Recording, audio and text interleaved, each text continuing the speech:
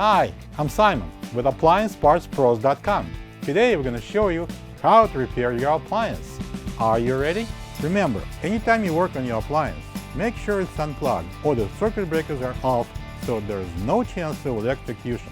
In this video, we'll show you how to replace the wire shelf in a Maytag refrigerator. It's going to be a very easy repair. Should only take a minute or two to show you how to do it. When you open up the package, you're going to get a new wire shelf. The main reason why the wire shelf would need to be replaced is if it starts corroding or is missing. To get to the part, we need to open the freezer door. To remove the old wire shelf, lift its one side to the middle of the opening and push the shelf in. Now we can just pull the shelf out.